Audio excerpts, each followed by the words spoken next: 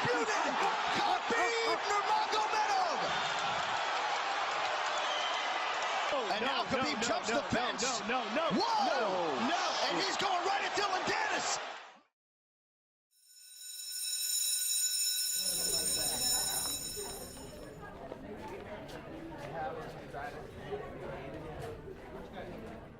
Буду просить папу, чтобы он не строго тебя наказывал, потому что на пути к нормальному общению на нас нападают извне, то, конечно, не только ты, мы все можем так прыгнуть, что мало не покажется.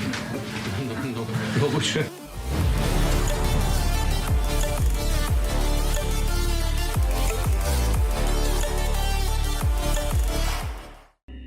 Pour être considéré comme le combattant le plus fort de l'histoire, pour se taper 3 fois d'affilée les champions en titre et pour savoir rester en place face au Reietsu démesuré de Poutine, il faut bien plus que 5 entraînements par semaine, un shaker prozise et connaître toutes les techniques de lutte et de judo. C'est quelque chose de bien plus profond et de bien plus fort que ça dépasse le cadre du sport. Et tu vas voir que Khabib Nurmagomedov, l'homme dont on va parler aujourd'hui, n'est pas un cas isolé. Depuis quelques années maintenant, on voit arriver en MMA une déferlante de combattants extrêmement forts venant du Nord-Caucase, donc Daghestan, Ingouchie et Tchétchénie. Je te mets la carte ici de toute façon. Il y a donc bien un truc, c'est pas possible. Quelque chose là-bas qui fait que ces gens excellent dans l'art guerrier. Mais quoi? Pourquoi et comment de si petits pays arrivent-ils à créer autant de combattants hors du commun depuis une dizaine d'années? Est-ce vraiment si récent que ça? Et cela peut-il être simplement dû au fruit du hasard? C'est ce qu'on va découvrir ensemble dans cette vidéo. Et pour ça, je vous invite à plonger avec moi dans les régions rudes et montagneuses du Caucase.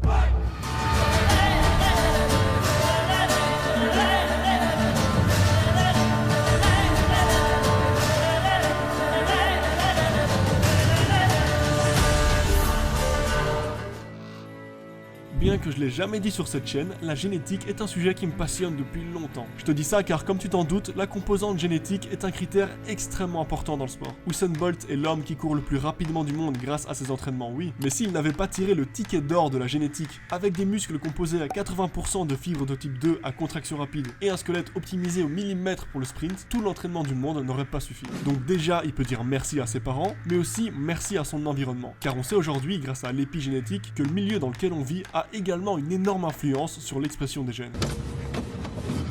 Qu'est-ce que c'est que ce guet-apens?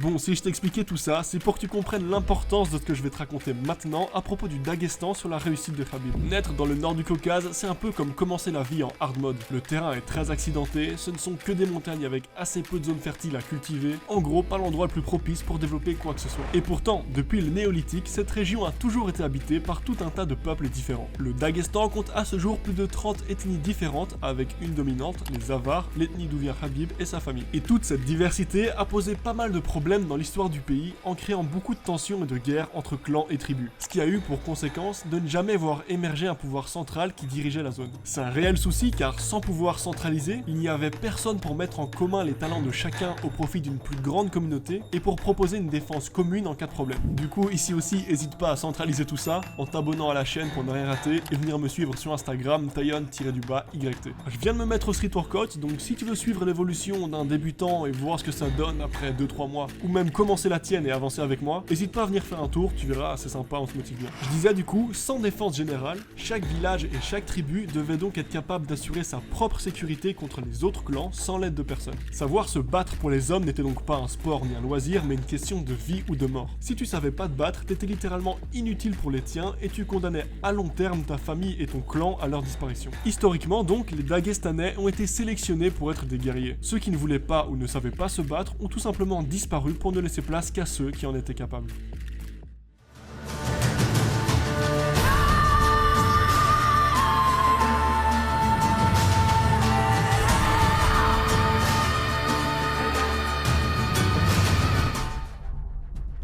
Mais les capacités guerrières n'étaient pas les seuls prérequis pour pouvoir espérer rester en vie au Daghestan. L'honneur, l'éducation et la discipline est tout aussi important. Déjà simplement car si ton clan était reconnu de tous, ça permettait d'éviter que n'importe quel random veuille déclarer une guerre contre toi. Ensuite, l'éducation. Khabib est connu pour être très humble et discret de base. Mais pour avoir regardé tous les épisodes de The Daghestan Chronicles, on peut remarquer que les gens là-bas de manière générale sont tous extrêmement bien éduqués, calmes et taiseux. Et ça peut aussi s'expliquer par ce passif de guerre intertribu. Car si dans la famille t'en avais un qui voulait démarrer tous les clans voisins pour un rien, Eh les Romains, vous êtes des Romains!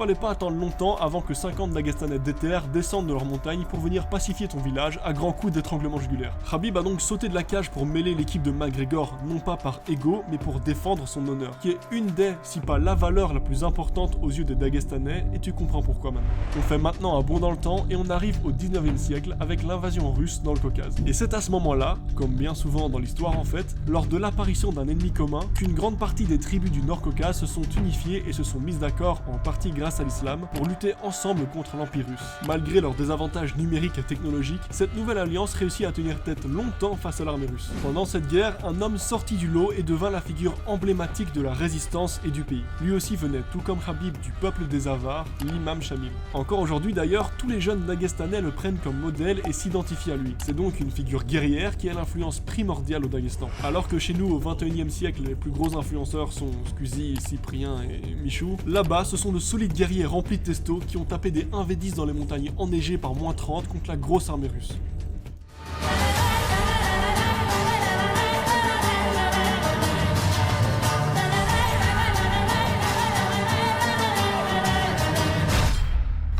À notre époque, le Daghestan reste encore une zone sensible, subissant des attentats à répétition dans la plus grande indifférence générale. Le climat est donc très tendu et peu de choix s'offrent aux jeunes là-bas. Avec un taux de chômage extrêmement élevé, un des plus hauts de toute la Russie, on pourrait résumer les opportunités qu'ont les jeunes Dagestanais en deux possibilités. Faire carrière dans le sport et plus précisément dans le sport national qu'est la lutte, ou rejoindre les insurgés islamistes et Daesh. Heureusement, en voyant le potentiel sportif que renfermait cette région, entre 2000 et 2016, 29 des 37 médailles russes en lutte venaient exclusivement du Caucase du Nord, la Russie a investi massivement depuis quelques années dans la création de centres sportifs un peu partout dans le pays, ce qui a aidé énormément les jeunes à garder un esprit sain et de se faire moins influencer par toutes ces histoires. Malgré toutes les difficultés inhérentes au fait de naître au Daghestan, Khabib, grâce à l'aide de son père, a réussi à tirer tout le meilleur que cette région avait à lui offrir sportivement parlant. Avec un tel passif de peuple guerrier, d'environnement qui te met à l'épreuve constamment, et une culture sportive prédominante, tous les éléments étaient réunis pour qu'avec de l'entraînement, cette génération puisse, grâce au MMA, montrer leur talent aux yeux du monde entier.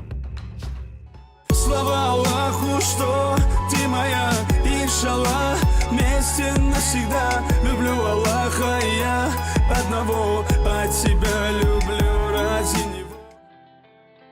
Maintenant qu'on sait pourquoi Khabib avait de base un potentiel monstrueux pour devenir un excellent combattant, ça suffit pas. À l'époque, une vidéo de lui avait fait le buzz où on le voyait se battre contre un ourson enchaîné le jour de son anniversaire. Aussi impressionnant que ça peut être, son entraînement et son parcours ne se limitent pas qu'à ça et on va le voir bien plus intéressant, et ce grâce à un homme en particulier. Abdulmanap Nurmagomedov est un vétéran de l'armée russe et un champion national de sambo et de lutte. Mais c'est aussi et surtout le père de Khabib. Bon, en le voyant, tu comprends assez rapidement que c'est pas le genre de mec avec qui tu vas commencer à parler Netflix et trottoir inclusif, mais plutôt clé de bras et gifle patriarcale. Khabib commence donc à se faire entraîner très jeune, lui et 14 autres garçons que son père avait décidé de prendre sous son aile en même temps. Avec ce genre d'entraînement d'homme de Néandertal, on sait pas si le mec se constitue une armée personnelle ou prépare une seconde invasion de la Pologne, mais en tout cas, ils étaient extrêmement difficiles et pour le coup aussi extrêmement efficaces, car parmi ces 15 garçons, 4 combattront plus tard à l'UFC et 11 seront champions de sambo. Khabib fait ses débuts en MMA à l'âge de 20 ans en 2008 et remporte déjà 4 victoires en un mois. Il ira ensuite combattre à l'Atrium Cup Tournament à Moscou où il restera invaincu pendant 3 ans avec un score de 16-0. C'est à ce moment-là que l'UFC, la plus grande organisation de MMA au monde, commence à s'intéresser à ce jeune garçon qui semble avoir des capacités hors du commun en lui proposant un contrat de 6 combats. Son père a toujours été là à chacun de ses combats. Ça a donc été très difficile pour Khabib de faire ses débuts en Amérique étant donné que son père n'a pas pu le suivre à ce moment-là. Malgré l'absence paternelle et le temps d'adaptation qu'il a dû avoir avec la société américaine, il gagne sans trop de problèmes son premier combat contre Kamal Cholarus au 3e round.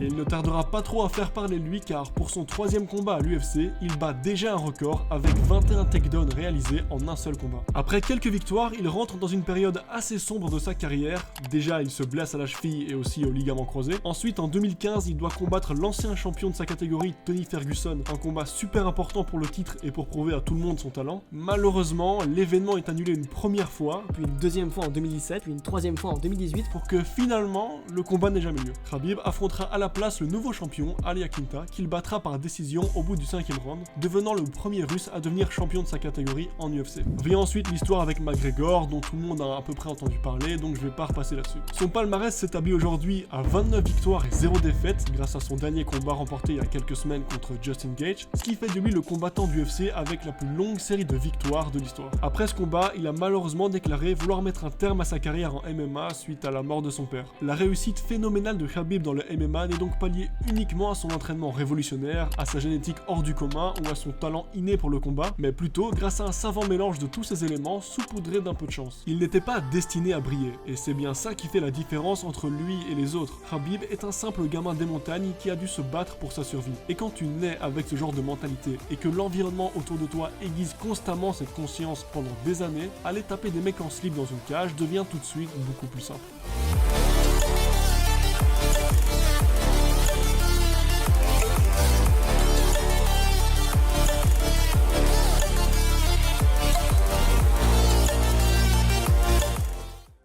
Si t'es arrivé jusqu'ici déjà, merci, ça veut dire que la vidéo t'a plu et j'en suis super content. N'hésite pas à t'abonner et à activer la cloche si t'es nouveau, c'est le moyen le plus simple pour rien louper. Tu peux aussi laisser un like si t'as vraiment aimé et venir me suivre sur Instagram, il est affiché juste ici. Moi je te laisse là, c'était Théon, à la prochaine.